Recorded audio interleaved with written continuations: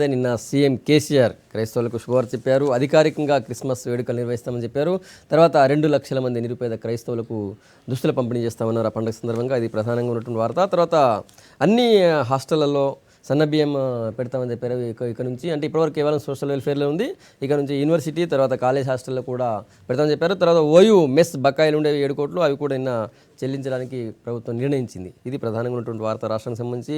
ఇంకో వారు చూసినట్టయితే ప్రధాని నరేంద్ర మోడీ బ్రిటన్లో తిరుగుతున్నారు. నిన్న లండన్లోని వెంబ్లే స్టేడియంలో ఎన్ఆర్ఐని ఉద్దేశించి మాట్లాడారు. అక్కడ మీటింగ్లో భిన్నత్వంలో ఏకత్వమే మా బలం, కలిసి ఎట్లా ఉండాలో భారతీయులు చూపిస్తున్నారు. మా ఇండియాలో 100 భాషలు తర్వాత ఒక 1500లకు పైగా మాండలికాలు ఉన్నాయి భాషకు సంబంధించి. అయినా కూడా మనంతా కలిసే ఉంటున్నాం మేమని చెప్పి ఆయన చెప్పారు. దానికి సంబంధించిన వార్త కూడా అన్ని పత్రికలు మెయిన్ బ్యానర్గా తీసుకున్నాయి. ఇంకా పొలిటికల్ న్యూస్ తీసుకున్నట్టయితే వరంగల్లో ఆల్రెడీ ఎలక్షన్ హీట్ బాగా ఎక్కింది. ఇప్పుడు ఇంకా జస్ట్ 5-6 రోజులు ఎలక్షన్ దగ్గరలో ఉన్నాయి కాబట్టి అన్ని రాజకీయ పార్టీల ప్రచారం జోరుగా చేస్తున్నాయి. అయితే చాలా చోట్ల అధికార పార్టీ నాయకులకి నిరసనలు ఎదురవుతున్నాయి. కొంతమంది తమ సంక్షేమ పథకాలు అందలేదని, మరికొంతమంది మాకు ఇబ్బందులు ఉన్నాము ఆదుకోండి అని చెప్పి రకరకాల చోట్ల ప్రజలు నిరసన తెలుపుతున్నారు. అది కూడా ప్రధానంగా ఉంది. ఆ తర్వాత రాష్ట్రంలో ఈ ఛత్తీస్గఢ్ విద్యుత్ కొనుగోలుకు సంబంధించి ఏదైతే వివాదం నడుస్తుందో దానికి సంబంధించి ఈరోజు ఈఆర్సీ వివరణ ఇచ్చింది. కారిడార్లో స్థానం కోసమే మేము ఛత్తీస్గఢ్తో ఒప్పందం చేసుకున్నాము. విద్యుత్ ఎంత తీసుకుంటామో అంత మేరకు చెల్లిస్తాము. 2 ఏళ్లలో 1,00,000 మిలియన్ యూనిట్లు విద్యుత్ డిమాండ్ దాటుతుంది కాబట్టి ఖచ్చితంగా చేసుకోవాల్సింది, దానివల్ల నష్టం లేదు, మంచిగా జరిగిందని చెప్పి ఈఆర్సీ వివరణ ఇచ్చింది. ఎందుకంటే ఇంతకుముందు జేఏసీ దానికి సంబంధించి కంప్లైంట్ కూడా ఇచ్చింది కాబట్టి. ఇవి ప్రధానంగా ఉన్నటువంటి వార్తలు. ఈ అంశాలపై చర్చించేందుకు స్టూడియోలో సీనియర్ జర్నలిస్ట్ నగేష్ గారు, తర్వాత బీజేపీ నుంచి రామరెడ్డి గారు, తర్వాత టీఆర్ఎస్ నుంచి సీనియర్ నేత నోముల నరసింహయ్య గారు, తర్వాత మా వరంగల్ స్టూడియో నుంచి కాంగ్రెస్ సీనియర్ నేత మాజీ ఎంపీ పొన్నం ప్రభాకర్ మాతో ఉన్నారు. నగేష్ గారు, ఎలక్షన్ హీట్ బాగా స్టార్ట్ అయింది వరంగల్లో. చాలా చోట్ల నిరసనలు అలాంటివి కూడా అధికార పార్టీ నాయకులు ఎదుర్కొంటున్నారు. ఓవరాల్గా వరంగల్ ఎలక్షన్ ఎట్లా చూస్తారు ఇప్పుడు? అంటే ఇంకా కొద్ది రోజులు ఉంది. ఇది ప్రజాస్వామ్యంలో ప్రజలకి తన బాధలు చెప్పుకునే ఒక అవకాశం. ఇదేంటంటే ఇలాంటి నిరసనలు బీజేపీ మీద జరగవు, కాంగ్రెస్ మీద జరగవు. ఎందుకంటే ఫస్ట్ థింగ్ 2 సత్తాలో లేవు. అయితే దీనివల్ల నేను అనుకోవడం నిరసన వల్ల ఏదైతే ఫైనల్ ఫలితాలు ఉన్నాయో దాని మీద ప్రభావం చాలా స్వల్పంగానే పడుతుంది, పెద్ద ప్రభావం ఉండదు. కానీ ఏమిటంటే నిన్న కూడా కడియం శ్రీహరి గారి మీద కొన్ని నిరసనలు జరిగాయి. నిన్న ఏమిటంటే మళ్ళీ హరీష్ రావు మీద, దాని తర్వాత కేటీ రామారావు మీద, వీళ్ళంతా ప్రముఖమైన నాయకులు టీఆర్ఎస్ మీద. అయితే ఇది ప్రజలకి తప్పకుండా ఒక ఇబ్బందులు ఉన్నాయి. ధరలు పెరిగిపోతున్నాయి, రైతులకి కావాల్సిన సహాయం రాలేదు, పెన్షన్ రాలేదు. అయితే ప్రభుత్వంలో మేము సత్తాలో ఉన్నాం కనుక రేపు మాకు ఫలితాలు మాకు అనుకూలంగా వస్తాయి అనేది ఇది కొట్టి పారేయకూడదు. ఇదేంటంటే ఒక అవకాశంగా తీసుకోవాలి. ప్రజల్లోకి వెళ్తున్నప్పుడు ప్రజల్లో ఏమిటి మూడ్ ఉంది, ఏం ఫీలింగ్ ఉందో అనేది, రేపు మేము గెలుస్తున్నాం ఓడిపోతున్నాం అనేది కాదు ఇది. ఎందుకైతే ఇదే ఒక హరీష్ రావు గారు అన్నారు ఇది మా మీద రెఫరెండం అనేది. అయితే అది లెవెల్ ఆఫ్ కాన్ఫిడెన్స్ చూపిస్తున్నది ఏంటంటే మేము ఇది గెలుస్తున్నామని. But at the same time మేము గెలుస్తున్నాం కనుక ఇవన్నీ ఏదైతే ప్రజల కంప్లైంట్స్ ఉన్నాయో ఇది కొట్టిపారేయకూడదు. దాన్ని ఎంత తొందరగా పరిష్కారం చేయాలో చేస్తే అది రేపు ఏంటంటే ఒక బేస్ అవుతుంది. ఉప ఎన్నికలు దీంతో అయిపోవు, దాని తర్వాత మళ్ళీ ఎన్నికలు వస్తుంటాయి, ఉప ఎన్నికలు వస్తుంటాయి, దాని తర్వాత 2019లో ఎన్నికలు వస్తాయి. ఇదేమిటంటే కొట్టిపారేయకూడదు. ఇదేమో వీళ్ళు చేయిస్తున్నారు వాళ్ళు చేయిస్తున్నారు అనకూడదు. ఇప్పుడు ఏంటంటే వీళ్ళకి ఏంటంటే ఎక్కువ ధీమా వచ్చేసే ప్రమాదం ఉంది. ఎందుకైతే ఇక్కడ నేను అనుకోవడం నా వ్యక్తిగత అభిప్రాయం ఏంటంటే ఇక్కడ పెద్దగా వాళ్ళకి వ్యతిరేకం లేదు వరంగల్లోని. ఎందుకంటే కాంగ్రెస్ని అయితే గట్టిగా నమ్ముతున్నాను, ఒక కన్ఫ్యూజ్ పార్టీగా ఉంది. నిన్నే సత్యనారాయణరావు గారు కేసీఆర్ మంచి నాయకుడు అన్నారు. అదే కాకుండా వాళ్ళ పార్టీలో మనం చూస్తున్నాం క్యాండిడేట్ సెలక్షన్లో ఎంత కన్ఫ్యూజన్ అయిందో. క్యాండిడేట్ని మధ్యలో ఏమంటారంటే నదిలో మెళ్ళలేక మధ్యలో గుర్రాన్ని మార్చినట్టుగా అయింది క్యాండిడేట్ని. అదొక దుర్ఘటన జరిగింది, మార్చవలసి వచ్చింది. బట్ నేనేమంటున్నానంటే మార్చేటప్పుడు పెద్ద నాయకులు వచ్చారు కదా, దిగ్విజయ్ సింగ్ లాంటి వాళ్ళు వరంగల్కి వెళ్ళి అసలు ఈయన చరిత్ర ఏమిటి, పాత హిస్టరీ ఏమిటి, ఈయన మీద కంప్లైంట్స్ ఉన్నాయని చూడాలి. మంచి వాళ్ళు అయ్యిండొచ్చు కానీ పోలీస్ రికార్డ్ ఏముంటుందో చూడాలి. సరే అది విషయం కాదు ఇప్పుడు. బట్ అట్లాగే బీజేపీకి కూడా నేను అనుకోవడం ఏంటంటే బీజేపీ కూడా కొంచెం చతకలు పడిపోయింది. ఎందుకంటే చంద్రబాబు నాయుడు గారు గట్టిగా చెప్తున్నాను నేను అక్కడ క్యాంపెయిన్ చేయనని. చంద్రబాబు నాయుడు క్యాంపెయిన్ చేయకుండా మన పవన్ కళ్యాణ్ కూడా డౌట్ఫుల్గా ఉందంటే బీజేపీ క్యాంపెయిన్ కొంచెం వెనకబడిపోయింది. సో బట్ ఇది ఒక అవకాశం టీఆర్ఎస్కి ప్రజల మూడ్ ఏమిటి తెలుసుకోవడానికి, ఫలితాలే కాకుండా దేని మీద మనం వెనకబడుతున్నాం దాన్ని ఎలా చేయాలనేది ఇది ఒక అవకాశంగా తీసుకోవాలి. ముఖ్యంగా 2 ఇష్యూస్ చెప్పారు. అధికారంలో ఉన్నారు కాబట్టి వాళ్ళు వీళ్ళని అడుగుతారు, వీళ్ళని అడగకపోతే ఇంకే ఆ 2 పార్టీలు ఏం అడగారు కదా అని ఒకటి. రెండోది సరే ఎట్లాగో ధీమాత ఉండకుండా ప్రజల్లో ఉన్నటువంటి వ్యతిరేకతను కూడా చూసుకోవాలి అధికార పార్టీ అని అంటున్నారు. రైట్. రామరెడ్డి గారు మీరు ఎట్లా చూస్తారు, బీజేపీ ఎట్లా చూస్తుంది ఈ వరంగల్ ఎలక్షన్? వరంగల్ ఎలక్షన్ ప్రజలు కోరుకున్న ఎలక్షన్ కాదు. ఎందుకంటే ఫస్ట్ ఆఫ్ ఆల్ ఎంపీగా కడియం శ్రీహరి గారిని గెలిపించారు. వారు అంటే ఈడ ఎమ్మెల్యేలలో ఎవరు దళితులు లేరా, అంత మంచి వాళ్ళు లేరన్నట్టు ఎంపీకి రాజీనామా చేయించి మళ్ళీ తీసుకొచ్చి ప్రజల మీద బలవంతంగా రుద్దినటువంటి ఎలక్షన్ అయిన తర్వాత ఇంకొకటి ఏంటంటే ఈరోజు ఎంపీ ఎలక్షన్స్ రాష్ట్రం వల్ల కాంగ్రెస్ పార్టీ టీఆర్ఎస్ అధికారం వల్ల ఉంది, కేంద్రం వల్ల బీజేపీ అధికారం. ఈరోజు మేము కోరుకుంటుంది ఏంటంటే ప్రజలకు చెప్తున్నది కాజీపేట కోచ్ ఫ్యాక్టరీ కడియం శ్రీహరి తేలేడు, ఎవరైతే ఎంపీ ఉంటారో కేంద్రంకి వెళ్ళి రావాలి. నిన్న చెప్పింది అయిన తర్వాత ఏది డెవలప్మెంట్ కేంద్రము ఈరోజు వరంగల్ జిల్లాకు 5,400 కోట్ల ప్యాకేజ్ వచ్చింది. అన్ని ఏదైతే అమృత్ పథకం కానీ హెరిటేజ్ సిటీ కానీ అయిన తర్వాత వరంగల్కు 2 ఖమ్మం నుంచి వరంగల్కు భువనగిరి నుంచి వరంగల్కు రోడ్లు కానీ 4-way లైన్స్ కానీ ఇవన్నీ కూడా భారతీయ జనతా పార్టీ ఆధ్వర్యం వల్ల వరంగల్ నగరానికి మేమేం కోరుతున్నాం అంటే ప్రజలను కోరేది ఏంటంటే కేసీఆర్ గారే చెప్పారు, అయ్యా దున్నపోతు గడ్డేసి బర్రెను పాలియమంటే ఇయ్యదు అని ఎలక్షన్లు అప్పుడు వేరే పార్టీకి వేస్తే నేను ఇచ్చేది. ఈరోజు మేము అడుగుతున్నది అదే, అయ్యా మీరు టీఆర్ఎస్ ఓటేస్తే రాష్ట్రం వాళ్ళు వచ్చేదండి 10 మందిలో 11 మంది అవుతారు, మీరు దానికి గడ్డేసి వినే పరిస్థితులు ఉన్నారా? వరంగల్ జిల్లాలో ప్రజలు తెలంగాణ బంగారు తెలంగాణ కావాలంటే వరంగల్ జిల్లాలో భారతీయ జనతా పార్టీకి చేయూతనివ్వాలి. కేసీఆర్ నినాదం వాళ్ళకే చెప్తున్నాం. వాళ్ళు కావాలంటే ఎంపీగా భారతీయ జనతా పార్టీ అభ్యర్థిని గెలిపిస్తే కేంద్రం నుంచి కావాల్సినటువంటి వరంగల్ డెవలప్మెంట్కు తెలంగాణ డెవలప్మెంట్కు చేయూతనిచ్చినట్టు క్యాబినెట్లో స్థానం కూడా రావచ్చు, అవకాశం ఉంది. అందుకోసం మేము కోరుతున్నది ఏంటంటే ప్రజలను వరంగల్లో భారతీయ జనతా పార్టీ అభ్యర్థిని గెలిపించామని. అయిన తర్వాత ఈరోజు టీఆర్ఎస్ వాళ్ళను నిలదీస్తున్నారంటే చెప్పేవేమో 100 మాటలు, చేసేది ఒక్క పని. చెప్పే మాటలకు చేసే పనికి పొంతన లేదు. నేను కావాల్సి ఉంటే 25-30 ఇట్లను చదివి చూపిస్తా, ఏవేవి చెప్పిండు ఏమైనాయి. రైట్. అందుకే ప్రజలు అక్కడ నిలదీస్తున్నారు అంటున్నారా? ఒక్క నిమిషం మళ్ళీ మీ దగ్గరికి వస్తాను. నోముల గారు లాస్ట్లో మీరు చెప్పాలి. పొన్నం గారు మీరు వరంగల్లో ఉన్నారు, వరంగల్ ప్రచారంలో ఎట్లా ఉంది సరళి? ముఖ్యంగా ఈ ప్రజలు అక్కడక్కడ టీఆర్ఎస్ వాళ్ళు నిలదీస్తున్నారంటే వాళ్ళ సమస్యలు వినవించుకుంటున్నట్ట, లేకపోతే ఎదురు తిరుగుతున్నట్ట, లేకపోతే నిరసన వ్యక్తం చేస్తున్నట్టు ఎట్లా ఉంది అక్కడ పరిస్థితి? వరంగల్ ప్రజలు చైతన్యవంతులు. ఎన్నిక ప్రజలు కోరుకున్న ఎన్నిక కాదు, ఈ ప్రభుత్వం దురహంకారంతో వచ్చిన ఎన్నిక కాబట్టి ప్రజలు తప్పకుండా ఈ ప్రభుత్వం మీద నిరసనతో ఉన్నారు. మేము ఊళ్ళో తిరిగినప్పుడు కొంతమంది సరే నిరసన చెప్పే ధైర్యం వారు వ్యతిరేకంగా చెప్పగలుగుతుంటారు ఈ పోలీసుల పహారాల మధ్య, కానీ ప్రజలు ఓపెన్ గా ఈ ప్రభుత్వాన్ని వ్యతిరేకిస్తున్నారు, దాంట్లో ఏం డౌట్ లేదు. నేను అడుగుతాను, ఇప్పుడు రామరెడ్డి గారు ఒక మాట చెప్పినారు, నరసింహయ్య గారు ఏం చెప్తారో వాళ్ళిద్దరిని ఒక ప్రశ్న అడుగుతున్నారు. వాళ్ళు కేంద్రంలో ఉన్నారు, వీళ్ళు రాష్ట్రంలో ఉన్నారు. ఆయన 5,400 కోట్ల ప్యాకేజ్ అంటుండు. ఇలా నరసింహయ్యను సంబంధించిన పార్టీ నాయకత్వం నిన్న కడియం శ్రీహరి గారు, వినోద్ గారు, కేంద్ర ప్రభుత్వం దద్దమ్మ ప్రభుత్వం ఈటెల రాజేందర్తో సహా పత్తి రైతులను అన్యాయం చేస్తుంది అంటా ఉన్నారు. బోనస్ ఇవ్వమని డిమాండ్ చేస్తున్నారు. వాళ్ళేమంటారు, మీరు రాష్ట్ర ప్రభుత్వం నుంచి బోనస్ ఇవ్వండి, మేము అప్పుడు ఆలోచన అంటే వీళ్ళిద్దరు కలిపి మొత్తం రైతాంగ వ్యవస్థలు చిన్న ఈ వరంగల్ జిల్లాల బేసిక్ ప్రధానమైన సమస్య రైతులకు సంబంధించిన పత్తి మద్దతు ధర, పత్తి కొనుగోలులో రాష్ట్ర ప్రభుత్వం అనేక నిబంధనలు పెట్టడం కారణంగా లేదా కేంద్ర ప్రభుత్వం రేటు పెంచకపోవడం కారణంగా ఎన్నికల్లో అదొక అంశంగా తీసుకుని వీళ్ళు కేంద్ర ప్రభుత్వం మీద నెట్టడం, వాళ్ళు రాష్ట్ర ప్రభుత్వం మీద నెట్టడం జరుగుతుంది. మేమంటాను ఇద్దరు కలిసి రైతులను అన్యాయం చేస్తా ఉన్నారని నెంబర్ 1 ఆరోపణ. అదేవిధంగా టీఆర్ఎస్ పార్టీకి ఇంత గెలిచే సత్తా ఉన్నదని చెప్తాను. నిన్న కేసీఆర్, కేటీఆర్, హరీష్ రావులో మాట్లాడుతూ, అయ్యా మీ దగ్గర 7 నియోజకవర్గాలు ఉన్నాయి వరంగల్ పార్లమెంట్ కింద, 6 ఒక దయాకర్ రావు తప్ప మిగతా 6 టీఆర్ఎస్ సంబంధించిన శాసనసభ్యులే. వాళ్ళ మీద విశ్వాసం లేక మీరు బయట నుంచి మంత్రులు తీసుకొచ్చి ఇక్కడ ఇన్ఛార్జీలు పెట్టిరా, లేదా వాళ్ళతోటి ఆర్థిక పరమైన ప్రలోభాలకు సంబంధించినటువంటి వ్యవహారాన్ని ఇక్కడ నడిపిస్తా ఉన్నారా, ఇది ప్రజలకు చెప్పాల్సిన అవసరం ఉన్నది. ఈ 6 మంత్రులు ఇక్కడ 7 మంత్రులు ఇన్ఛార్జీలుగా పనిచేస్తూ ఇక్కడ నిన్న తలసాని శ్రీనివాస్ యాదవ్ కూడా వచ్చిండు, లేదా ఇంకొకరు, అంటే మొత్తం ఇక్కడ మంత్రులతోటి అధికార దుర్వినియోగం చేస్తూ ఈ నియోజకవర్గంలో క్రిస్టియన్స్ ఓట్లు ఎక్కువ ఉన్నాయని ప్రభుత్వం వచ్చి 18 నెలలు అవుతున్నా దాని గురించి మాట్లాడకుండా ఇప్పుడు 2 లక్షల మంది క్రిస్టియన్స్ కు పెద్ద భోజనం చేస్తాం, విందు సౌకర్యం చేస్తామని చెప్పడం కానీ మేమేమంటున్నాం వాళ్ళందరూ తప్పకుండా ఎందుకు పోయిన సంవత్సరం చేయలేదని అడుగుతా ఉన్నాం. ప్రభుత్వం ఏర్పడిన మొదటి సంవత్సరం రోజు క్రిస్టియన్స్ కు వేడుకగా ఎందుకు నిర్వహించలేదు, సెలవులు ఎందుకు ప్రకటించలేదని అడుగుతా ఉన్నాం.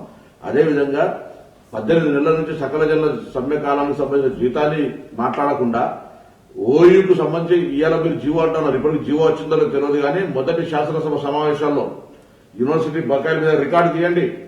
7 కోట్ల రూపాయల బకాయిలు చెల్లిస్తామని చెప్పి 18 నెలల తర్వాత దాని గురించి మాట్లాడుతా ఉన్నారే. మూర్ఖత్వం కాకపోతే ఇది ప్రజలను మభ్యపెట్టడానికి కాకపోతే ఎన్నికల ముందు ఇంకొకటి ఏమున్నదని చెప్పండి. అలా ఇంతకుముందు రామరెడ్డి గారు చెప్పినట్టుగా 100 మాటలు మాట్లాడితే అందులో ఒకటి అంటున్నారు అనేది ఆ ఒకటి కూడా అమలు లేదు. ముఖ్యమంత్రి ఏమో గొప్పగా 99% హామీలు అమలు చేసామంటే మీడియా వ్యవస్థ కూడా ఎక్కడ జరిగినాయి ఇలా ఊరాలో చెప్తున్నారు 99% అమలైనట్టమ్మా మీరు అవతమాడుతున్నారు అంటే ముఖ్యమంత్రి ఎంత పెద్ద పొరపాటు అండి. 99% అమలైన హామీలు అంటే అమలైనా వాళ్ళు స్టార్ట్ అయినా అది నవల గారు చెప్తాను. ఒక 2 అంశాలు. ఒకటి కేవలం ఎలక్షన్ దృష్టిలో పెట్టుకొని మళ్ళీ మీరు ప్రకటన చేస్తున్నారు. అది క్రిస్మస్ సంబంధించి కావచ్చు, లేకపోతే ఓ ఇష్యూ కావచ్చు, లేకపోతే ఉద్యోగులకు సంబంధించి సకల జన సమ్మెకు సంబంధించి ఇష్యూ కావచ్చు. కాబట్టి వరంగల్ని దృష్టిలో పెట్టుకొని ఇవన్నీ ప్రకటన చేస్తున్నారని చెప్పి పొన్నమంటున్నారు. ఈరోజు వరంగల్ ఉప ఎన్నికకు సంబంధించి క్రిస్టియన్స్కి సంబంధించినటువంటి క్రిస్మస్ పండుగకు సంబంధించి కానీ ఓయుకు సంబంధించి కానీ మనం ఏదో దగ్గర లెంకలు ఉన్నాయని అయితే అనుకోవడానికైతే అవకాశాలు లేవు. రెండో అంశం ఏంటంటే దీంట్లో గమనించాల్సింది సోదరులు చాలా విషయాలు చెప్పారు. ఒకటి ప్రభుత్వం మీద వ్యతిరేకత వస్తుంది, ప్రభుత్వాన్ని నిలదీస్తున్నారు అనేది ఒక మాట నిజమే. నేను కూడా నిన్న వరంగల్కి వెళ్ళాను. ఖచ్చితంగా ఏ పరిస్థితి ఉంది అనేది మేము కూడా నేను స్వయంగా కూడా చూసినాను. నేను అనేది ఏంటంటే వ్యతిరేకత అనేది మొత్తం 100% ప్రజలు కేసీఆర్ వెనకాల లేరు కదా. మోర్ దాన్ 50% ఉన్నారు. ఉద్యమంలో దాదాపుగా మోర్ దాన్ 50% వచ్చినారు. మనల్ని వ్యతిరేకించిన వాళ్ళు ఉన్నారు, మన కాళ్ళలో కట్టెబెట్టిన బాపతగాళ్ళు ఉన్నారు, తెలంగాణ కోసం ఏం చేయాలో అది చేసే వాళ్ళు ఉన్నారు. లోపలుండి మాలాంటి వాళ్ళు కుమిలిపోయిన వాళ్ళు, మన సోదరుడు ప్రభాకర్ లాంటి వాళ్ళు పట్టుబట్టిన వాళ్ళు కూడా ఉన్నారు. నేను కాదంటలేను. కానీ ఈ వ్యతిరేకంగా ఉన్నటువంటి సెక్షన్ ఏదో ఒకటి క్రియేట్ చేయాలి కాబట్టి చేస్తుంది. దాన్ని మనం పారామీటర్గా తీసుకోవాల్సినటువంటి అవసరం లేదు. కానీ ఇక్కడ గమనించాల్సింది ఏమనంటే రెండోది, ఈరోజు మేము పోటీ చేసినామని చెప్పేటువంటి పార్టీలు ఖచ్చితంగా వాటి ఓట్ల కోసం అడగాల్సిందే. This is democracy. ఈ ప్రజాస్వామ్యంలో ఎవరు కూడా మాకు ఓట్లు కావద్దనో లేకపోతే వాళ్ళ అవతలను గెలిపించమని చెప్పేటువంటి స్థితి ఉండదు. అదే పరిస్థితి ఈరోజు కాంగ్రెస్కి కానీ బీజేపీకి కానీ తెలుగుదేశానికి కానీ ఉన్నదనేదే నేను భావిస్తున్నటువంటిది. ఇందులో గమనించాల్సింది ఏమంటే రైతాంగం చాలా అల్లాడిపోతున్నారు, ఇబ్బందులు ఉన్నాయి. ఎస్, రైతాంగానికి ఖచ్చితంగా ఇబ్బందులు ఉన్నాయి. పత్తి విషయంలో నేను వరంగల్ జిల్లాకు 40 సంవత్సరాల అల్లుడిగా నేను నాకున్నటువంటి అనుభవం చెప్పదలుచుకున్నాను. నేను నా జనగాంలో శామరిపేట కాడ ఉంటే 10 సార్లు కరెంటు పోయేది. ఆ ఇష్టమన్నటువంటిది పట్నమడే మళ్ళబట్టేది, ఆడనే బొగ్గుంది, అక్కడనే విద్యుత్ తయారయ్యేది పోయి తట్టెడు బొగ్గు లేనటువంటి ఆంధ్రాలో తయారైంది. ఎంత దుర్మార్గమో మనం వలస పాలనలో ఎన్ని ఇబ్బందులు పడ్డామో మనకు అర్థమైంది. ఈరోజు ఆ ఇచ్చే 6-7 గంటలు ఇస్తున్నారు. ఇది గమనించాల్సిన అవసరం ఉంది. కాకపోతే గోదావరి జలాలకు సంబంధించి కొన్ని చెరువులు నింపే కార్యక్రమం చేస్తున్నారు. అన్ని రకాలుగా రైతును ఆదుకోవడానికి ఓ ప్రయత్నం జరుగుతుంది. కానీ ఇక్కడ గమనించాల్సింది ఏంటంటే అది పత్తి జిల్లా, సిసిఐ చాలా పెద్ద మార్కెట్. నేను అడిగేది ఒకటే, నా సోదరులు అందరినీ కూడా అడుగుతున్నాను. ఎందుకంటే ప్రభాకర్ అయితే పార్లమెంట్కే పోయినాడు ఏకంగా. నేను అడిగేది ఈరోజు ఎంఎస్పీ రేటుకు సంబంధించి నిర్ణయించాల్సింది కేంద్ర ప్రభుత్వం. కానీ కాంగ్రెస్ కాలం 10 సంవత్సరాలు ఉన్నా కానీ ఈరోజు ఒక కింటా పత్తి ఏరితే అవుతున్నటువంటి ఖరీదు ఎంత? మినిమం 800 నుంచి 1000 రూపాయలు ఖర్చు అవుతుంది ఏరితానికే. మరి ఇప్పుడు ఉపాధి హామీ దీనికి అనుసంధానం చేయండి మొర్రో అంటే పట్టించుకోవాలా. దీంతోపాటు మన రైతాంగానికి సంబంధించినటువంటి ఫర్టిలైజర్స్ 500 నుంచి 1200 రూపాయలకు వెళ్ళిపోయింది. అన్ని రకాల ఖర్చులు రైతు మీద పెరిగిపోయినాయి. ఈ రైతును ఏదో ఈ పూటనే మొత్తం కేసీఆర్ గారు ఫామ్ హౌస్ నుంచి తీసుకొచ్చి ఈ సమస్యలను నెత్తినేసినట్టు, లేదు ఏదో కడియం శ్రీఆర్ గారే కావాలని చేసినట్టు అనేది సరి అయింది కాదు. దీనికి రాష్ట్ర ప్రభుత్వం గతంలో కానీ కేంద్ర ప్రభుత్వం గతంలో కానీ బాధ్యత ఉంది, ఇప్పుడు బాధ్యత ఉంది. రైట్. నిన్న బండారు దత్తాత్రేయ స్పష్టంగా ఈ విషయంపై చెప్పి కావాలని రాష్ట్ర ప్రభుత్వమే రైతు నోళ్ళ మట్టి కొడుతుంది, వీటిల్లేమో కళ్ళ మట్టి కొడుతుందని చెప్పి కేంద్ర ప్రభుత్వం మీద విమర్శిస్తే ఆయన మీ మీద అన్నాడు, మీరే మట్టి కొడుతున్నారని చెప్పి. మీ ఒక్క మాటకు సంగపన్న నేను ఒకటే అడుగుతున్నాను. సరే ఇవాళ బీజేపీ బీజేపీ గురించో కాంగ్రెస్ గురించో లేకపోతే మా టీఆర్ఎస్ గురించో నేను మాట్లాడాను. కానీ ఒక మాట చెప్పండి, ఈరోజు సిసిఐ అనేది లేవి బంద్ చేసినారు. నీకు ఎగ్జాంపుల్ చెప్తున్నా, లేవి బంద్ చేస్తే మిల్లర్స్ అందరూ ధర్నా పెట్టినారు. కానీ ముందుకు వచ్చేసి రాష్ట్ర ప్రభుత్వం 1400 ఖరీదు చేస్తానని కొంటుంది. సిసిఐ ఈరోజు పత్తికి సంబంధించి కేంద్ర ప్రభుత్వం కాకుండా ఎక్స్పోర్ట్ లేకుండా మనం పత్తిని కొనుక్కొని ఏమైనా చేయగలమా? ఎంత మెత్త వేసుకుంటాం, పరుపు వేసుకుంటాను, మనకు కట్టేటువంటి మళ్ళీ రత్నాలు గవర్నమెంట్ ఆఫ్ ఇండియాకి సంబంధించి చేయాల్సింది చేయకుండా గవర్నమెంట్ ఆఫ్ ఇండియా ఒకటే ఎంఎస్పీ రేటు 5,000 కావాలని చెప్పినారు. నరసింహయ్య గారు మొన్న ముఖ్యమంత్రి ఢిల్లీ పోయినాడు, పత్తి గురించి రిప్రజెంటేషన్ చేయలేదు. ఈ రోజు పార్లమెంట్ సభ్యులు ఇక్కడ ప్రకటనలు, ఎన్నికల ముందు ప్రకటనలు ఇస్తా ఉన్నారు. నేను అడుగుతా ఉన్నా, రేపు 23వ తేదీ నుంచి పార్లమెంట్ ఉంది. పార్లమెంట్ లో కేంద్ర ప్రభుత్వానికి వ్యతిరేకంగా కనీసం గొంతు విప్పగలిగేటువంటి శక్తి ఉందా మీకు? మీరు మాటలకు పరిమితం అవుతున్నారు, మీరు కేంద్ర ప్రభుత్వం గురించి మాట్లాడుతూ ఉన్నారు, కానీ ఇక్కడ మీడియా ముందే మాట్లాడుతూ ఉన్నారు. మీకు అసలు ఇంకొక విషయం అడుగుతానా, ఇలా మీరు ఒక మాట మంచి మాట చెప్పారు, నరసింహయ్య గారు వాస్తవం మాట్లాడతారు కాబట్టి. ముఖ్యమంత్రి ఫామ్ హౌస్ నుంచి, అసలు వాస్తవంగా ముఖ్యమంత్రి అనేటువంటి వాడు సెక్రటరియట్ నుంచి నిర్ణయాలు తీసుకోవాలి. వాస్తు బాగలేదని ఫామ్ హౌస్ కే పరిమితం అవుతున్నటువంటి ముఖ్యమంత్రి పత్తి రైతుల మీద బరువు వేసిండా లేదా కాదు.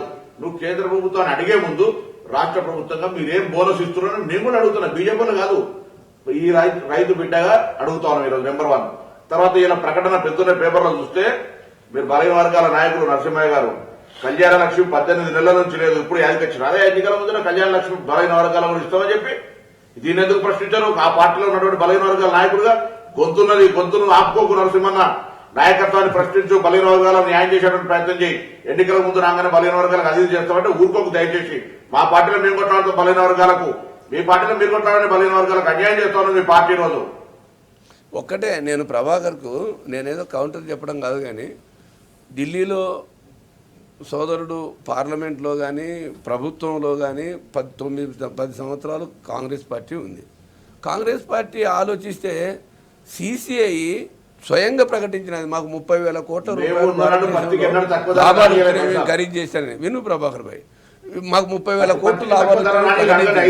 నేను అడిగేది ఏమంటే, ఈ రోజు పత్తికి సంబంధించినటువంటిది మనం ఆ రోజు 30 నిమిషాలకు ఒక రైతు చచ్చిపోతున్నాడు. ఏదో ఈ రోజు ఏదో కొత్తగా భారతదేశంలో వచ్చింది కాదు, మొత్తం 3 లక్షల మంది పైసలకు చచ్చిపోయినారు. ఈ రోజు కేసీఆర్ బాధ్యత ఉంది, ఆపాల్సిన బాధ్యత ఉంది, ఆదుకోవాల్సిన బాధ్యత ఉంది, దానికి తగిన చర్యలు తీసుకుంటున్నాడు. ఇంకా తీసుకోవాలని మీరు సజెస్ట్ చేయండి, నేను దానికాడ కాదంటలేను. ఇంకోటి, బలహీన వర్గాలకు సంబంధించి నా కంఠంలో ప్రాణం ఉన్నంతసేపు అణగారిన ప్రజల కోసం పనిచేస్తాను తప్ప అన్ని తినే బాపతగాల కోసం నేను పనిచేయను. ఒకటే నేను చెప్పదలుచుకుంది. నేను ఎందుకంటే నోటితో మాట్లాడి నొసటితో ఎక్కిరించే బాపతగాలను చూసే ఇది సరి అయింది కాదు అని చెప్పినాను, మళ్ళీ చెప్తాను, లోపల చెప్పినాను, బయట చెప్పినాను, ఇప్పుడు ప్రత్యేకంగా చెప్తాను. ఈరోజు ఉన్నటువంటి విషయాలు ఎందుకంటే సంవత్సర కాలంలోనే మనం అన్ని జరిగిపోలేదు కేసీఆర్ అని చెప్పేసి ఇప్పుడే నిందించడం సరి అయింది కాదు. నేను ఎందుకంటున్నానంటే సంవత్సర కాలంలో అన్ని చేయాల్సి ఉండేనంటే వచ్చింది రాష్ట్రం కొత్తగా వచ్చింది. అయితే 4,100 అయిన తర్వాత Maharashtra government all India policy ఒకటే ఉంటుంది, సిసిఐది. తెలంగాణ కొట్టి సపరేట్. ఆడ 500 రూపాయలు రాష్ట్ర ప్రభుత్వం బోనస్ ఇస్తుంది.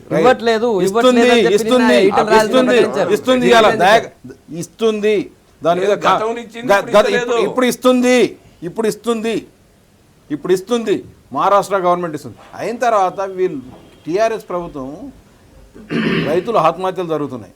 ముఖ్యమంత్రి గారు ధైర్యం చేకూరుతారు. ఎర్రవెల్లికి 4 సార్లు పోతాడు, కానీ రైతు ఒక్క దగ్గర రైతు చేస్తే పోలేదు అండి. అసలు ఎర్రవెల్లిలో అక్కడ ఉంటారు, ఆయన అక్కడ ఉంటే సర్పంచ్ చూసుకుంటా అండి, చెప్పే పనులు చెప్తే ఇంజనీర్లు సర్పంచ్, ఈయననే ప్రతిదీ పోయి ఈయననే చూస్తా అంటే ముఖ్యమంత్రి రాష్ట్ర తెలంగాణ మొత్తానికి ముఖ్యమంత్రి చేసుకుని ఎర్రవెల్లికి ఆయన ఫామ్ హౌస్కి ముఖ్యమంత్రి కాదు, సెక్రటేరియట్కు రాడు. 75,000 ఫైళ్ళు ఆడ పెండింగ్ పడి ఉన్నాయి. రాష్ట్ర ప్రభుత్వం ఈ రోజు అయిన తర్వాత రామరెడ్డి గారు సెక్రటరీ వస్తా అని చెప్పారు, ఆయన ఫామ్ హౌస్ నుండి సెక్రటరీ పెట్టారు ప్రజలు. అయిన తర్వాత ప్రజా దర్బార్ లేని ముఖ్యమంత్రి ఈయన ఒక్కరే. పొద్దున ఉదయం కామన్ మ్యాన్ వస్తాడండి, అతనికి నోముల నరసింహయ్య గారు, రామరెడ్డి గారు, ప్రభాకర్ గారు ఎవరు పరిచయం ఉండరు. వానికి గుండె నొప్పి ఉంటే పొద్దున్నే వచ్చి ఆడిస్తే నువ్వు ఏ ముఖ్యమంత్రి ఉన్నప్పుడు చూడండి 9 గంటలకు ప్రజలు అది కూడా లేదు.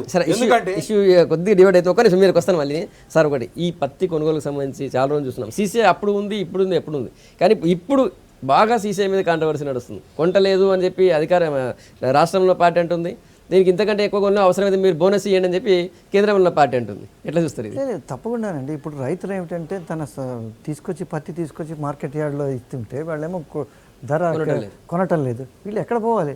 సడన్గా ఏదైనా వర్షం వచ్చిందంటే మొత్తం అంతా కొట్టుకుపోతుంది. అక్కడ ఏమిటంటే మిల్లర్స్ మీద కొనుగోలుదారు మీద ఒత్తిడి తీసుకొచ్చి ప్రభుత్వం ఏదో ఒకటి రైతులకు సాయం చేయాలి. ఇదే అవుతున్నది ఇప్పుడు. ఇదే సమస్య. ప్రభుత్వం ఏం చేస్తున్నది అంటే ప్రత్యేకంగా ముఖ్యమంత్రి గారు అన్ని వివాదాస్పదమైన విషయాల మీద పోయి ఈ ఫామ్ హౌస్ లాంటిది, లేకపోతే ఏదో ఈ క్యాంప్ ఆఫీస్ మీద, లేకపోతే ఇంకా ఇలాంటివన్నీ వెళ్ళిపోయి కొన్ని మౌలికమైన విషయాల మీద కాన్సన్ట్రేట్ చేయట్లేదు. ఒకటేమో రైతుల ఆత్మహత్యలు. ఇదేమిటంటే కంటిన్యూస్గా జరుగుతున్నాయి. నోముల నరసింహయ్య గారు చెప్పినట్టుగా అది ప్రతి 36 గంటలకి ఒకటి జరుగుతున్నాయి. దీని మీద అసలు ఒక సమీక్ష చేసి అసలు ఏమి చేయాలని తెలంగాణలో హైయెస్ట్ అవుతున్నాయి, మహారాష్ట్రలో కూడా జరుగుతున్నాయి. మహారాష్ట్ర గత 10 ఏళ్ళుగా జరుగుతున్నాయి. మరి దీనికి కారణం కనుక్కోవాలి, కానీ వేరే రాష్ట్రంలో జరుగుతున్నాయి అనేది అది కాదు. దాని తర్వాత ఇంకో ఇలాంటి 2-3 విషయాలు ఉన్నాయి. ఈ వీటిలన్నింటినీ పట్టించుకోకుండా ఇలాంటి వివాదాస్పదమైన విషయాల్లో వెళ్తే ఇదే ఇబ్బంది వస్తున్నది. ఇప్పుడు ఏమిటంటే పరిపాలన జరగటం లేదనేది కదా. ఇప్పుడు ఫామ్ హౌస్ నుంచి జరిగేది కాదు అది. ఫైల్స్ అక్కడ పెరిగిపోతున్నాయి. ముఖ్యమంత్రి ఏమిటంటే వారు చెప్పినట్టుగా రాజశేఖర రెడ్డి గారి నుంచి కాదు, ఎన్టీ రామారావు దగ్గర నుంచి కూడా ప్రొద్దున్న ప్రజా దర్బార్ జరుగుతుండేది. ఎవరికైనా జబ్బు వచ్చినా లేకపోతే ఫైల్స్ క్లియర్ చేయకపోయినా సీఎం యాక్సెసిబుల్గా ఉండాలి. అది యాక్సెసిబుల్గా లేకపోతే ఇదే విషయం. ఇప్పుడు ఇంకో చిన్న విషయం, ఇదే తెలంగాణ ఉద్యమంలో ఆత్మహత్యలు ఎన్ని జరిగాయి? 1200 జరిగాయి. ప్రభుత్వం 400 కన్నా ఎక్కువ జరగట్లేదు. అసలు తెలంగాణ వచ్చిందే ఈ సాక్రిఫైస్తో. దీంట్లో ఇలాంటివన్నీ ముఖ్యమైన విషయాలు ఇచ్చేసి దాని మీద ప్రాణహిత చేయాలి. హాఫ్ బేక్డ్ అది ఫుల్గా ప్రాజెక్ట్ రాలేదు. ఇది దానికి రోజు ఒక కొత్త కోణం ఇచ్చి దాన్ని ఇచ్చేసి కాకుండా ఫస్ట్ అసలు మొదట ఇలాంటి ఇష్యూస్ అంతా ఫార్మర్స్ది, లేకపోతే ఈ తెలంగాణ మాటియర్ది, వీళ్ళందరూ చూడుకోకుండా కొత్త కోణం విషయాలు పోతున్నారు. ఒక మాట నేను చెప్పాల్సింది ఏమంటే, ఫామ్ హౌస్ నుంచి పరిపాలన చేస్తున్నారా లేకపోతే మరొక దగ్గర నుంచి చేస్తున్నారు? తనకున్న ఇంటికి దగ్గర నుంచి ఉండడం కూడా తప్పు అనుకుంటే, గతంలో కాంగ్రెస్ మంత్రులు నాగార్జున సాగర్కు పోయినటువంటి పరిస్థితి ఉంది వారానికి ఓ రోజు. అటువంటిది కాదు కదా. తన ఇంట్లో తానుంటే కూడా మనం మాట్లాడేటువంటి పరిస్థితి ఉంటే అది తప్పు. ఆ రకమైనటువంటి కామెంట్ చేయడం అనేది విజ్ఞతకే వదిలేయాలి. నేను వేరే మాట్లాడాను దాని మీద. నేను అనేది ఏంటంటే, ఈరోజు విద్యుత్తుకు సంబంధించి ఈ రకమైనటువంటి స్థితి వచ్చింది. రెప్పపాటు కరెంటు పోకుండా 4 సంవత్సరాల తర్వాత తయారు చేస్తామంటే ఎవరు నమ్మలేదు. సంవత్సర కాలంలోనే విద్యుత్తుకు సంబంధించి రేపు మార్చి తర్వాత రైతాంగానికి పగటిపూటనే కరెంటు ఇస్తామని చెప్తున్నాం. ఆ రోజు కరెంటు ఫ్రీ కరెంట్ ఇస్తే తీగల మీద బట్టలారేసుకోవాలని చెప్పిన పెద్దలు కూడా ఈరోజు ఓట్లు అడిగే కార్యక్రమంలో ఉన్నారు. బీజేపీ తరఫున అక్కడ పోయేసి వరంగల్లో. నేను అనేది ఎందుకనంటే, రైతాంగానికి సంబంధించి కానీ, రాష్ట్ర మౌలిక సమస్యలకు సంబంధించి కానీ, ప్రజా దర్బార్కు సంబంధించి కానీ మీరు సూచనలు సలహాలు ఇవ్వండి. పలానా వాళ్ళకు పలానా పత్రాలు మాకు అందుబాటులో రాలేదు, మాకు పలానా సీఎంఆర్ఎఫ్కు సంబంధించి రాలేదని చెప్పండి. మీరు అంతా విజ్ఞత ఉన్న వాళ్ళుగా, తెలిసిన వాళ్ళు కదా. నేను ఇంకోటి కూడా చెప్పేది ఏమిటంటే, దయచేసి అర్థం చేసుకోవాల్సింది ఏంటంటే, రేపు రెఫరెండం అన్నా రెఫరెండం కాదన్నా మీరు ఏమన్నారు? మెదక్ ఎన్నికలకు జగ్గారెడ్డిని తీసుకొచ్చుకున్న తర్వాత మొత్తం బయటపడతాం అనుకున్నారు, కాలేదు. ఇప్పుడు పాపం దేవయ్యని తీసుకొచ్చారు, ఆయనను బకరాన్ చేశారు. సర్వే అన్నని తీసుకుపోయి మళ్ళీ నాన్ లోకల్గా తీసుకుపోయి అక్కడ పెట్టిండు. మళ్ళీ ఆయనను అక్కడి నుంచి తొలగించుకుంటే అని పనికి వచ్చింది మల్కాజ్గిరి నుంచి తప్ప మీకు అదే పరిస్థితి. ఎంపీ క్యాండిడేట్ దయాకరు తెలంగాణ నీళ్లు నిధులు నియామకాలకు సంబంధించి ఒక ఫైన్ ఆర్ట్స్ గ్రాడ్యుయేట్గా ఎక్సలెంట్గా తెలంగాణ తల్లి విగ్రహాన్ని చిత్రీకరించినటువంటి ఒక దళితుడు. అన్ని రకాలుగా అక్కడ ఆ ప్రాంతానికి సంబంధించిన వాడు, ఆ ఊరు వాడు నిన్న కలిసినాడు. అన్ని రకాలుగా కలిసి తిరిగినాం నిన్న. ఎందుకనంటే, మీరు సర్వే సత్యనారాయణ గురించి చెప్పినా, దేవయ్య గురించి చెప్పినా, ఇంకోల గురించి ప్రచారం చేసినా చేసే హక్కు ఉంది, చేయాలా. అదే సందర్భంగా ఇదేదో కొండకెంటికి కట్టినట్టుంటది మేము గెలుస్తామంటే టీఆర్ఎస్ 96,000 ఓట్లు మెజార్టీ గతంలో వచ్చింది. నేను ఇప్పుడు కూడా చెప్తున్నాగా, మళ్ళీ మనం దీని తర్వాత చర్చించుకుందాం. 3,96,000 గతంలో మెజార్టీ. ఇప్పుడు కూడా నేను ఏమంటున్నానంటే పర్సెంటేజ్ తగ్గుతుంది, లేకపోతే తగ్గదు. ఈ ఇష్యూ కంప్లీట్. ఇంకో టాపిక్ ఉంది, చెప్పండి. ఏదో చెప్తున్నారు.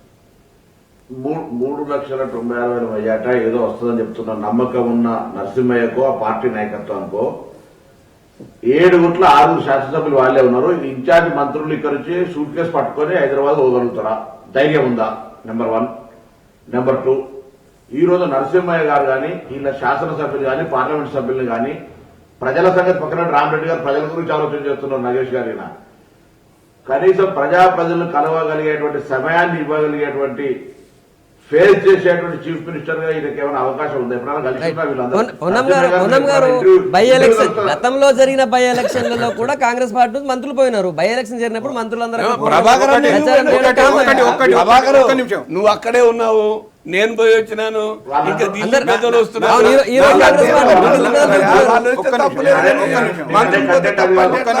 నరసింహయ్య గారికి ఇప్పుడు ప్రభాకర్ ఎవరైతే దయాకరు తెలంగాణ వాది, తుమ్మల నాగేశ్వరరావు తలసాని తెలంగాణ వాదులు కనిపారు. వాళ్ళ దాంట్లో వస్తే శంకులో వస్తే తీర్థం అయిపోద్ది. ఎవడైనా తెలంగాణ వాది అయిపోతాడు టీఆర్ఎస్. నరసింహయ్య గారిని బక్రా చేసిండు, ఎందుకంటే ఆయనకి ఇచ్చిన కాన్స్టిట్యున్సీ అదే విధంగా టీఆర్ఎస్ చేసినట్టే బీజేపీ చేస్తా అనుకుంటున్నాను. బీజేపీ అది కాదు, బక్రాన్ ఎవరిని ఏదు. ఒకటేనారు ప్రజలల్లో ఇవాళ దయాకర్ చెప్తున్నారు, మీరు దయాకర్ కంటే 150 గుణాలు డిస్కషన్ పెడదాం.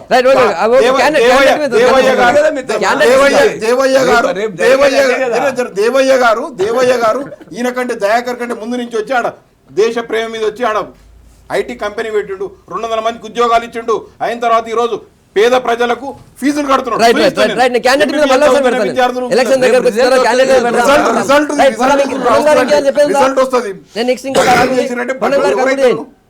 తినే ముందు రుచి ఎందుకు? ఈ వరంగల్ ఉప ఎన్నికల్లో తెలంగాణ ప్రజలను రక్షించడానికి వరంగల్ ప్రజలకు అవకాశం వచ్చింది. ఇక్కడ రాణి రుద్రమదేవి సినిమా ఈ మధ్యలో వచ్చినప్పుడు రాణి రుద్రమదేవి ప్రభుత్వాన్ని రక్షించడానికి, ప్రజలను రక్షించడానికి గన్నారెడ్డి రూపంలో వచ్చినట్టుగా ఈ ప్రజలంతా తెలంగాణ రాష్ట్ర ప్రభుత్వం యొక్క బారి నుంచి ప్రజలను రక్షించడానికి, వాళ్ళ యొక్క సమస్యలను పరిష్కరించుకోవడానికి, ఎన్నికల హామీలు అమలు చేయడానికి ప్రభుత్వానికి ఒక సోయ ఇచ్చే విధంగా టీఆర్ఎస్ నొడగొట్టమని విజ్ఞప్తి చేస్తున్నారు. వాళ్ళు కూడా అదే చెప్తున్నది. రెఫరెండం ఇది ఖచ్చితంగా మా పాలనకు రెఫరెండం గానే దాన్ని తీర్పిస్తారంటున్నారు. రైట్, నెక్స్ట్ ఇంకో ఇష్యూ ఉంది. ఒక నిమిషం. రాష్ట్రంలో ఇప్పుడు ఈ ఛత్తీస్గఢ్ విద్యుత్ కొనుగోలు ఒప్పందంపై బాగా కాంట్రవర్సీ నడుస్తుంది. జేఏసీ నుంచి కోదండరామ్తో సహా చాలామంది నాయకులు, తర్వాత జేఏసీ వాళ్ళందరూ కూడా పోయి ఈఆర్సీ కంప్లైంట్ ఇచ్చారు. దీనివల్ల రాష్ట్రానికి చాలా నష్టం అని చెప్పి. కానీ ఈరోజు ఈఆర్సీ ఎక్స్ప్లెనేషన్ ఇచ్చింది, మేము కారిడార్లో స్థానం కోసమే ఈ ఒప్పందం చేసుకున్నాము, 12 ఏళ్ల కొనుగోలు ఒప్పందం పెద్ద భారం కాదు, ఎంత కొంటామంతే సొమ్ములు చెల్లిస్తామంటుంది. మరి ఇష్యూ మీద మీతో మాట్లాడే ముందు విద్యుత్ రంగ నిపుణుడు రఘు గారితో మాట్లాడదాం. Raghu garu good morning. Good morning అండి. రఘు గారు, ఈ ఇష్యూ మీద రకరకాల కామెంట్స్ ఉన్నాయి. ఛత్తీస్గఢ్ ఒప్పందాన్ని వ్యతిరేకించడం వల్లనే రఘు గారిని వరంగల్కు ట్రాన్స్ఫర్ చేశారన్న ఇష్యూ కూడా ఉంది, అది మాట్లాడదాం తర్వాత. ముందు ఈ రోజు ఇచ్చినటువంటి ఈఆర్సీ వివరణ ఎట్లా చూస్తారు? మీకు అది మీ డౌట్స్ అన్ని క్లారిఫై అయినాయా? దానివల్ల రాష్ట్రం మీద భారం పడుతుంది, ఇది పెద్ద గుదిబండంగా మారబోతుంది అని చెప్పి జేఏసీ కంప్లైంట్ ఇచ్చింది. సో మీరు చెప్పండి, ఇప్పుడు ఈఆర్సీ ఇచ్చిన వివరణ మీకు ఏమనిపిస్తుంది? అంటే మొట్టమొదటి ఒక పాయింట్ చెప్పదలుచుకున్నాము. ఛత్తీస్గఢ్ నుంచి విద్యుత్ కొనుగోలు చేయడానికి మేము వ్యతిరేకం కాదు. కానీ ఇప్పుడు ఛత్తీస్గఢ్తో చేసుకున్న విద్యుత్ కొనుగోలు ఒప్పందంలో కొన్ని మార్పులు చేసుకోకుంటే భవిష్యత్తులో తెలంగాణ మీద భారీ ఛార్జీలు పడే అవకాశం ఉంటుందని మేము రెగ్యులేటరీ కమిషన్ దృష్టికి తీసుకొచ్చాం. ఇప్పటికే రెగ్యులేటరీ కమిషన్ ఒక పబ్లిక్ నోటీస్ ఇచ్చింది. ఎవరికన్నా అభ్యంతరాలు కానీ సూచనలు కానీ ఉంటే ప్రజల నుంచి చెప్పాలనేసి వాళ్ళు నోటిఫికేషన్ ఇచ్చారు. దానికి అనుగుణంగా మేము రెగ్యులేటరీ కమిషన్ కు పిటిషన్ వేశాము. దాని మీద మాకు ఇంకా అధికారికంగా డిస్ట్రిబ్యూషన్ కంపెనీల నుంచి మాకు సమాధానం రాలేదు. రెండోది, ఇది ఈ రోజు ఈనాడులో వచ్చింది రెగ్యులేటరీ కమిషన్ ఇచ్చిన వివరణ కాదు, ఇది డిస్ట్రిబ్యూషన్ కంపెనీలు మేము లేవనెత్తిన అభ్యంతరాల మీద రెగ్యులేటరీ కమిషన్ కి ఇచ్చిన సమాధానాలు మాత్రం ఇచ్చాయి. రెగ్యులేటరీ కమిషన్ చేసింది కాదు, డిస్ట్రిబ్యూషన్ కంపెనీలు ఇచ్చిన వివరణ ఇది. అయితే ఇందులో ప్రధానంగా మేము లేవనెత్తిన అంశం ఏంటంటే, మనం విద్యుత్ కొనుక్కున్నా సరే వాళ్లకు పెద్ద ఎత్తున ఫిక్స్డ్ ఛార్జీలు చెల్లించాల్సిన అవసరం ఇందులో సిపిఏలో ఉంది అనేసి మేము చెప్పాము. మనం ఎంత విద్యుత్ తీసుకుంటామో ఆ విద్యుత్ మేరకే మనం ఫిక్స్డ్ ఛార్జీలు చెల్లించాలనేసి మేము చెప్పాము. ఎందుకంటే సిపిఏలో ఏముందంటే, మనం విద్యుత్ కొనుక్కున్నా మొత్తం అగ్రిగేట్ కాంట్రాక్టెడ్ కెపాసిటీ అంటే మనం కొనదలిచిన 1000 మెగావాట్ల విద్యుత్ కూడా ఫిక్స్డ్ ఛార్జీలు చెల్లించాలనేసి పీపీఏలో రాసుకున్నారు. దీనివల్ల ఏమవుతుందంటే, ఒక ప్రధానమైన సమస్య ఏం రాబోతుందంటే, ఉత్తర భారతదేశం నుంచి దక్షిణ భారతదేశానికి కారిడార్ లేదు, అంటే ట్రాన్స్మిషన్ లైన్ లేదు. ట్రాన్స్మిషన్ లైన్ ప్రధానంగా ఇప్పుడు నిర్మాణంలో ఉంది, వార్దా నుంచి మహేశ్వరం వరకు. ఈ కారిడార్ ను ఆల్రెడీ తమిళనాడు, ఏపీ ఇలాంటి రాష్ట్రాలు ఇప్పటికే బుక్ చేసుకున్నాయి. కాబట్టి పూర్తి స్థాయిలో 1000 మెగావాట్ల కెపాసిటీ కారిడార్ అలాట్ కావడానికి మనకు కొంత సమయం పట్టే అవకాశం ఉంది. కాబట్టి ఈ లోపల అంటే మనకు ఒక 300-400 మెగావాట్ల కారిడార్ అలాట్ అయితే మనం చేసుకున్న ఒప్పందమేమో 1000 మెగావాట్లకు ఉంది. కాబట్టి ఆ బ్యాలెన్స్ 600 మెగావాట్లకు కూడా ఈ ఒప్పందం ప్రకారం ఫిక్స్డ్ ఛార్జీలు చెల్లించాల్సిన అవసరం ఏర్పడుతుంది. అంటే ఇది ప్రధానమైన అభ్యంతరము. ఇది కాకుండా దాదాపు 20-30 అభ్యంతరాలను సూచనలు మేము చేశాము. Right. దీని మీద రెగ్యులేటరీ కమిషన్ కు డిస్కామ్లు ఏం ఆన్సర్ ఇచ్చాయి, డిస్కామ్లు ఇచ్చిన ఆన్సర్స్ మాకు ఇంకా రాలేదు. ప్రధానంగా ఈనాడులో చూస్తే ఈనాడులో ఏమిచ్చారు వివరణ, ఫిక్స్డ్ ఛార్జెస్ చెల్లించక్కర్లేదనేసి డిస్కామ్లు వివరణ ఇచ్చినట్టు చెప్పారు. అంటే ఫ్రంట్ పేజీలో అది ఉంది, కానీ లోపల ఇచ్చిన సమాధానాల్లో వీటి గురించి వివరణ లేదు. అంటే ఫిక్స్డ్ ఛార్జీలు మేము Right. కేవలం విద్యుత్ తీసుకున్న మేరకే చెల్లిస్తామన్న వివరణలో అది లేదు. ఏదేమైనా సరే డిస్కామ్లో వచ్చిన సమాధానాలు చూసిన తర్వాతనే మేము ఏమైనా చెప్పగలం. రైట్ రైట్ పొన్నం గారు, మీరెట్లా చూస్తారు ఈ ఇష్యూని? చాలా రోజులుగా ఇష్యూ జేఏసీ వాళ్ళు కంప్లీట్ ఇచ్చిన తర్వాత బాగానే చర్చ జరుగుతుంది, మీరెట్లా చూస్తారు పొన్నం గారు? ఈ ప్రభుత్వం ఏదైనా నిర్ణయం తీసుకునే ముందు అందరితో చర్చించి పారదర్శకంగా తీసుకోవాలి. కానీ ఈరోజు ప్రతి అంశం మీద మిషన్ కాకతే కావచ్చు, వాటర్ కావచ్చు, లేకపోతే అనేక అంశాలకు సంబంధించినటువంటి విషయాల లోపల ఒంటెత్తు పోగడవడం, నియంతృత్వంగా ఒక ప్రభుత్వం మేము రాజ్యాధికారం నడుస్తుంది అనేటువంటి అహంకారపూరితంగా నడుస్తుంది. కాబట్టి ఇవన్నీ జరుగుతూ ఉన్నాయి. తప్పకుండా ఇటువంటి మేధావులు కానీ మిగతా వాళ్ళందరూ కానీ ప్రభుత్వాన్ని ఇంతకుముందు సూచనలు అని చెప్పినారు నరసింహయ్య గారు. అసలు సూచనలు పట్టించుకునే పరిస్థితిలో ముఖ్యమంత్రికి మత్తులో ఉన్నటువంటి పరిస్థితి, పట్టించుకునేటువంటి పరిస్థితులు లేని నరసింహన్న మీరు తెలుసుకొని మీరు ఎప్పుడైనా ముఖ్యమంత్రిని కలిసేటువంటి అవకాశం దొరుకుతుందో వెరిఫై చేసుకోండి. ఇటువంటి సమస్యల్ని వినడానికి ఓపిక లేదు. సెక్రటరీకి రాకపోతే సెక్రటరీ పనిట్లో జరుగుతుంది. ఫామ్ హౌస్ కు ఓడిపోయి కలుస్తాడు, ఫామ్ హౌస్ కు ఎవరు పోయి రిప్రజెంటేషన్ చేయాలి. ఇవన్నీ మీరు ప్రత్యేకంగా పర్సనల్ గా మీరు మాట్లాడదంటే ప్రజల ప్రభుత్వం ఇది, ప్రజల ప్రభుత్వంగా ముఖ్యమంత్రి ఉండాలి తెలంగాణలో. కానీ పోయి ఫామ్ హౌస్లు ఉంటే పోయి ఎవరో ప్రజలు కావాలనేటువంటి సమస్యలు అనేక ఉన్నాయి ఈ రోజు రాష్ట్రంలో. ఫీ రియంబర్స్మెంట్ సంబంధించి బీసీలకు 35,000 కంటే ఎక్కువ ఇవ్వమనేటువంటి సమస్య నడుస్తా ఉంది. ఇవాళ మీరు సన్న బియ్యం ఇస్తామని చెప్పి చాలా పెద్ద కబుర్లు చెప్పుకుంటున్నటువంటి పరిస్థితుల్లో బేసిక్ గా ఫీ రియంబర్స్మెంట్ కరెంటుకు సన్న బియ్యానికి ఎందుకు లెక్క పెడతా లేదు సోదరా కానీ సరే ఒక్కొక్క మాట. విషయం చెప్తున్నా. కరెంటుకు సంబంధించి కరెంట్ గురించి చెప్పండి, ఒక్క నిమిషం కరెంట్ గురించి చెప్పండి. కరెంటుకు సంబంధించి ప్రభుత్వము పారదర్శకంగా అడుగుతున్నటువంటి ప్రశ్నలకు జవాబు చెప్పే ప్రయత్నం చేయాలి నిజంగా పారదర్శకంగా ఉంటే.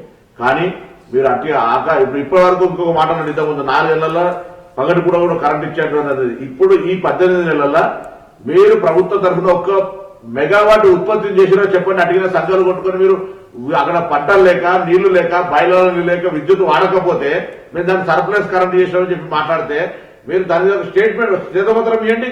ఈ రాష్ట్రంలో విద్యుత్ ఉత్పాదన విభజన వరకు గింత ఉండే, విభజన తర్వాత గింత జరిగింది, గింత వాడకం జరిగిందని చెప్పగలిగే ధైర్యం ఉంది ఆ ప్రభుత్వానికి ప్రజల ముందట. 1200 మెగావాట్లు కేంద్ర ప్రభుత్వం ఇచ్చింది. కొత్తగా రాష్ట్రం వల్ల ప్రొడక్షన్ చేస్తాను ప్రయత్నాలు చేస్తున్నాను. 1 యూనిట్ రాలేదు. 1000 మెగావాట్లది మహబూబ్నగర్లో సోలార్ పవర్ది కూడా సెంట్రల్ గవర్నమెంట్. ఈ కేసీఆర్ చెప్పడం కాదు, ఏదైతే కేంద్ర ప్రభుత్వమే 24/7 365 రోజులకు వచ్చేది 2 ఇయర్స్లో ఈ రాష్ట్రం తెలంగాణ రాష్ట్రం కూడా కేంద్ర ప్రభుత్వం. నిన్న మోడీ గారు అక్కడ బ్రిటన్లో కూడా అదే మాట్లాడిండు. ఇది భారతదేశంలో కరెంటుది అన్ని గ్రామాలకు ప్రతి దగ్గర కరెంటు అయిన తర్వాత 28,000 కోట్లు లోనే ఇవ్వచ్చు. రూరల్ ఎలక్ట్రిఫికేషన్ కార్పొరేషన్ 28,000 కోట్లు ఇచ్చింది రాష్ట్ర ప్రభుత్వానికి.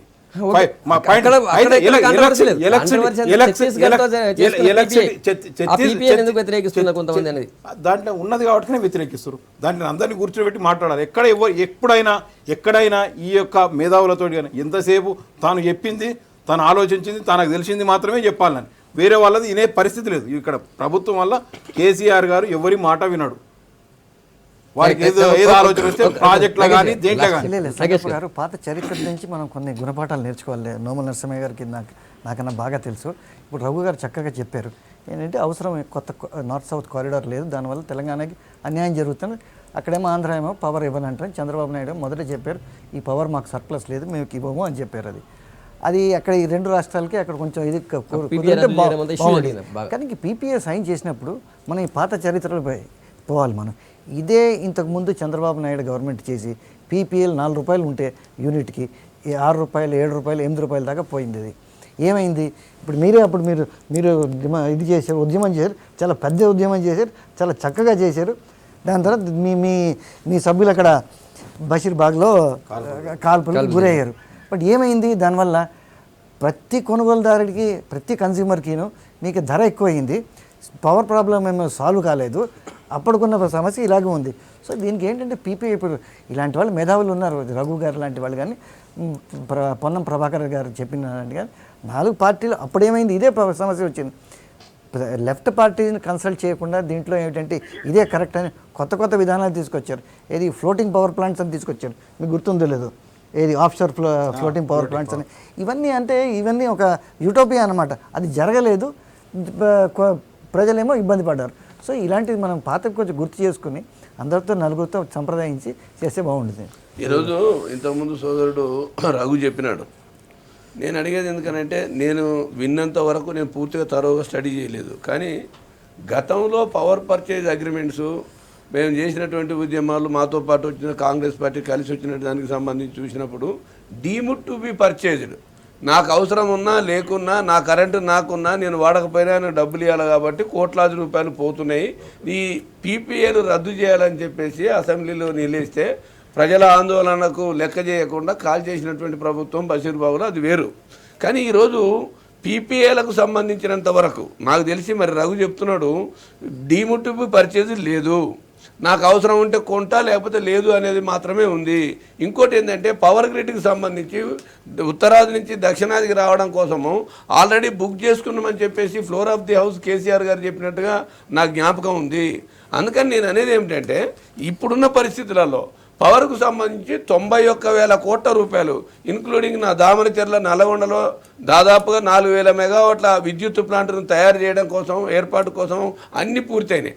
ఆ రకంగా దాదాపుగా 91,000 కోట్లతోటి ఈ 5 సంవత్సరాలలో పూర్తి స్థాయిలో మేము తీసుకొస్తామని చెప్పేసి ప్రభుత్వం పూర్తి స్థాయిలో మొత్తం వైట్ పేపర్ లాగా అన్ని వివరాలు ఇచ్చింది. ఎక్కడెక్కడి నుంచి ఏ డబ్బులు వస్తున్నాయి, ఈఆర్సీ ఏమి ఇచ్చింది, బయట నుంచి ఏమొచ్చింది, మొత్తం డబ్బులు శాంక్షన్ అయినటువంటి డబ్బులకు సంబంధించి కూడా చెప్పినారు. నేను అనేది ఏమిటంటే విద్యుత్తు గతంలో డీమ్డ్ టు బి పర్చేజ్ అంటే సరే కిక్ బ్యాక్ పోయిందా లేకపోతే అవుట్ బ్యాక్ పోయిందా నాకు తెలియదు, కానీ ఈరోజు మాత్రం పవర్ పర్చేజింగ్లో ఒక్క పైసా కూడా దుర్వినియోగం జరిగేటువంటి పరిస్థితి లేదు. మనం ఖరీదు చేయకుండా మనం లాంగ్ రన్ అయితే నష్టం జరుగుతుంది. మనమే 91,000 కోట్లు ఖర్చు పెట్టించేసి మనం స్వయం సమృద్ధిగా తయారైన తర్వాత బయట రాష్ట్రాలలో కొనాల్సినటువంటి అవసరం లేదు, కొనప్పుడు మనకి డబ్బులు ఇవ్వాల్సినటువంటి అవసరం లేదు. తాగినోడే కడతాడు తాళ్ళ పని మనం ఎవడు తీసుకుంటే వాడు తీస్తాడు. మన రాష్ట్రంలో మనకే సరిపోయే పరిస్థితి ఉంటుంది అనేది మనం గమనించాలి. రఘు గారు ఫైనల్గా ఏమని చెప్తారా? రఘు గారు, ఈ ఒప్పందం ప్రధానంగా ప్రభుత్వానికి జరుగుతున్న ఒప్పందం కాబట్టి దీంట్లో అండర్ హ్యాండ్ డీల్స్ ఉంటాయి అనేసి ఎవరు కూడా చెప్పట్లేదు. కాకపోతే ఈ ఒప్పందంలో ప్రధానంగా ఏంటంటే కొన్ని లోపాలు మేము గమనించాం. ఈ లోపాలను సరి చేసుకోకుంటే అది ప్రభుత్వం కానీ ప్రైవేట్ కానీ ఎవరికైనా సరే అధిక ఛార్జీలు చెల్లించాల్సిన పరిస్థితి ఉత్పన్నమయ్యే అవకాశం ఉంది. కాబట్టి మేము చెప్పేది ప్రధానంగా ఈ అంశాలన్నింటినీ కూడా సవరించుకున్న తర్వాత ఈ ఒప్పందానికి రెగ్యులేటరీ కమిషన్ ఆమోదం చెప్పాలని మాత్రం జేఏసీ నుంచి కోరుతున్నాం. పొన్నం గారు చెప్తున్నారు. నరసింహయ్య గారు వింటున్నారు,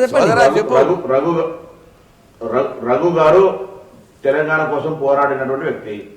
జాయింట్ యాక్షన్ కమిటీకి సంబంధించినటువంటి విషయం ఉంది. విద్యుత్ ఒప్పందంలో ఒక పొరపాటు జరుగుతుంది కావచ్చు అని ప్రభుత్వానికి జాయింట్ యాక్షన్ కమిటీ తరఫున సలహా ఇచ్చినాడు.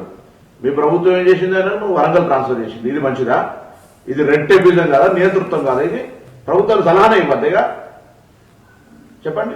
నేను అనేది ఒక్కటేనయ్యా, ఇప్పుడు మీరు పార్లమెంట్ సభ్యులుగా చేసినారు, మనం కొన్ని విషయాలు స్థాయిలో వ్యక్తులుగా వ్యక్తిగతాలుగా లేకపోతే వాళ్ళ అందసందాలకు సంబంధించి వాళ్ళ అలవాట్లకు సంబంధించి మాట్లాడడం కాకుండా మనం ఈ రోజు పరిపాలన ఒకవేళ కాంగ్రెసే వచ్చి ఆధారపడేదిగా ప్రతి సలహా అది వచ్చేది కాదు. కానీ తెలుగుదేశం ఇప్పుడు కూడా ఆంధ్ర నుంచి వచ్చేదే కదా. అందుకోసమని మన రాష్ట్ర ప్రభుత్వము మన తెలంగాణ మన ముఖ్యమంత్రి లోపాలుంటే సరి చేసుకున్నాం అంతే తప్ప మనం వాటి గురించి మన విజ్ఞతను కోల్పోయి మాట్లాడుకోవడం అన్ని ఆన్సర్లు చెప్తున్నాడు నరసింహన్. రఘుది చెప్పామంటే చేసి రఘు తెలుగుదేశానికి ఏం సంబంధం? రఘు గారు కోదండరామ్ గారి అందరినీ పక్కన పెట్టరు. వాళ్ళు తెలంగాణ ద్రోహులు అయ్యారా ఏమయ్యారు? వాళ్ళు చెప్పిన సజెషన్స్ కూడా సజెషన్ ఇస్తే ట్రాన్స్ఫర్ చేశారు. అది ఎందుకు చేసారో చెప్పండి. మనం ఇక్కడ గమనించాల్సింది ఒకటి ఉంది. ఏదో నరసింహయ్య గారు, ఒక్క నిమిషం. కోదండరామ్ గారిని నరసింహయ్య గారు. పక్కన పెట్టేసి కేసీఆర్ గారు పట్టించుకుంటున్నట్టు 100% అది అందరూ మీరు పట్టించుకుంటారండి. రఘు లాంటి వాళ్ళందరినీ కూడా నిపుణులందరినీ సలహా సంప్రదింపులు చేసిన తర్వాతనే నరసింహయ్య గారు. కేసీఆర్ గారు ప్రయత్నం చేస్తున్నారు. Right. ఒకటి సోదరా, నరసింహయ్య రైట్ గారు. టు ఇన్ఫర్మేషన్ నరసింహయ్య గారు, ఒక్క నిమిషం. బాగా తెలుసు. నువ్వు పార్లమెంట్ ఉన్నప్పుడే వచ్చింది, నువ్వు వాటిని వేసి Thank you. వివరాలతోటి మీడియా ముందు Thank you. తీసుకురా. తప్పుంటే థ్యాంక్ యూ నరసింహయ్య గారు, రామరెడ్డి గారు, నగేష్ గారు, పొన్నం ప్రభాకర్ గారు, రఘు గారు. Good morning Telangana. మీ అప్లై చెప్పినందుకు రేపు మార్నింగ్ మళ్ళీ ఇదే టైం కలుద్దాం. Stay tune.